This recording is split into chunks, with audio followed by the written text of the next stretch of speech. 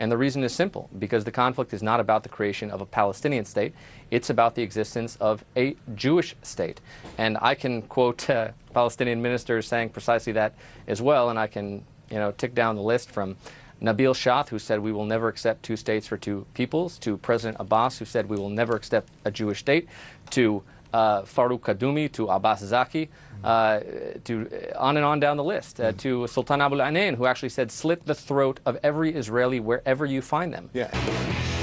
The Secretary of State, John Kerry, says a two-state solution in the Middle East is in serious jeopardy due to Israeli settlements in East Jerusalem and the West Bank. U.S.-Israeli relations have hit rock bottom over the path to peace. We're going to discuss now with the spokesman for the Israeli Prime Minister, Benjamin Netanyahu, and that's David Keyes, and he joins us now. David, thank you. I appreciate your time this morning. John Kerry said that you're essentially building on what would become a Palestinian state, which means building settlements. It tears down the two-state solution. Is Israel still committed to a two-state solution? The Prime Minister remains absolutely committed to a solution of two states for two peoples, and Jews living in the West Bank does not prejudice that outcome in any way. What was so disappointing about Secretary Kerry's speech was that it didn't really deal with the core issue of why this conflict continues to rage. And that has precisely nothing to do with the presence of Jews in the West Bank and everything to do with the Palestinian leadership's continued refusal to recognize a Jewish state. Israel's Prime Minister has called on President Abbas to meet literally hundreds of times for direct peace talks. He even invited him to speak in the Knesset. And unfortunately, President Abbas has said no to recognizing Israel as a Jewish state, no to direct negotiations, and no to condemning the horrific hate speech against Jews and Israelis that's a daily occurrence on Palestinian media. So instead of focusing on the actual barriers to peace, this has basically done a bait and switch where people think We have a problem with our satellite there, and did we get David Keyes back? Is he back? He's back. Okay, so Mr. Keyes, I think you got the last part of your statement. I'm sorry, we had a little glitch in the satellite there. And so to that end, talking about recognizing Israel, your education minister said absolutely no to a Palestinian state. Your justice minister called a Palestinian state ISIStan or Hamastan. Your agriculture minister opposes a Palestinian state. How do you intend to pursue peace with that kind of a government? Well, because in this government, even though there's a diversity of voices, the Prime Minister is called the Prime Minister for a reason, and he supports two states for two peoples. And the vast majority of Israelis yearn for an end to this conflict. I think that if the Palestinians wanted a state, they could have had it a long time ago, but every time they've been offered a state, as happened in 1947 and 1937, 10 years before, and 2000 and 2008, every time they were offered, they said no. And the reason is simple, because the conflict is not about the creation of a Palestinian state. It's about the existence of a Jewish state.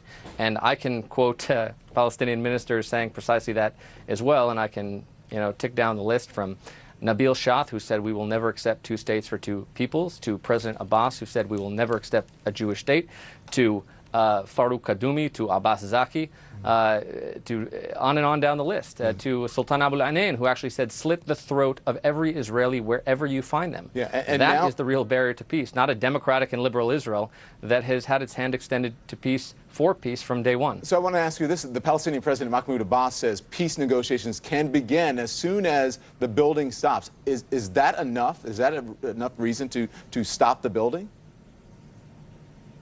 Well, the building actually was stopped by Prime Minister Netanyahu, and President Abbas didn't take that too seriously, and that's because the issue isn't actually the settlements or the presence of Jews, which actually links back to this outrageous UN Security Council resolution, which has the audacity to call the Western Wall occupied Palestinian territory. And I think a good question for you to ask administration officials is, will they veto any future resolution at the Security Council dealing with Israel? Mr. Keyes, you will admit that you're the only nation in the world that supports that view. And I want to play this. This is John Kerry yesterday speaking of a New York Times headline from a Republican president back in 1987. Listen to this.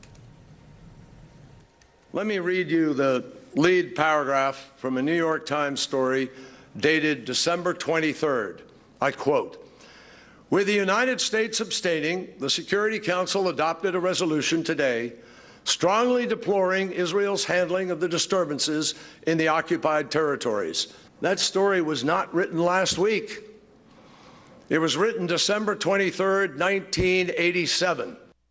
So Secretary Kerry has said that the Obama administration has been very supportive of Israel. You heard the headline there. It could have been written today.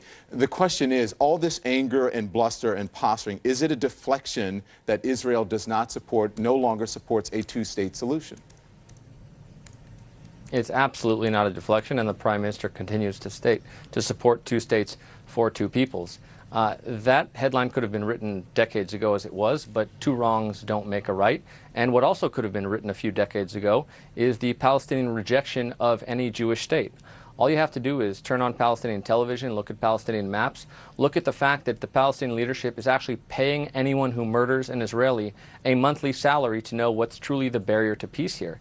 So the administration should be asked in no uncertain terms, will they veto any future resolutions against Israel at the United Nations? And the answer to that should be an unequivocal yes, they should veto it, because friends don't take friends to the Security Council. We can have a disagreement about that, but let us focus on the core issues of Palestinian rejectionism so that these two parties, Israelis and Palestinians, can come together and forge a lasting peace based off mutual recognition so that everyone in this region can have a future of hope and a future of peace. And our we short deserve time no less left, than that. I don't mean to cut you off. We have a short time left here, but what I want to ask you is, when the incoming president has expressed his full support for Israel, and again, he is putting it out on Twitter. My question is, when was the last time the current president and Benjamin Netanyahu spoke?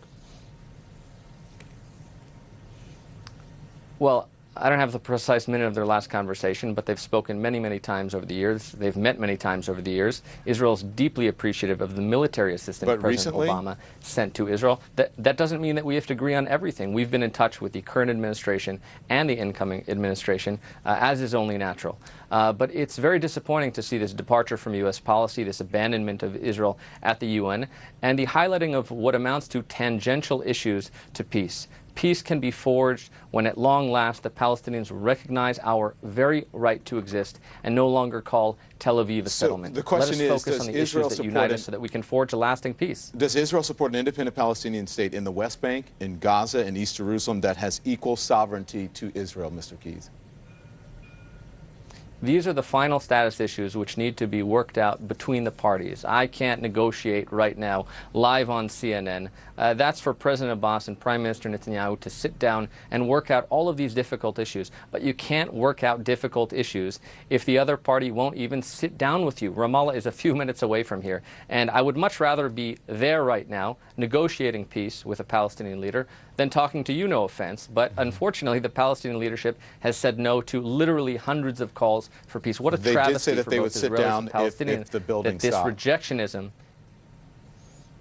I understand that. They've said a lot of things, and when the building did stop, it didn't bring them to the table. And when Israel took out every single settlement from Gaza, it didn't bring them to the table. That's because that is not the issue. And I hope that we can find common ground in the near future. David Keyes, we're out of time. Thank you very much. I appreciate that. Appreciate your time. Thank you very much. Right. Coming up in our next hour, we're going to get reaction from an official with the Palestinian Authority. Right. We'll have that official react to Don's interview just now with David Keyes. That's ahead. Also,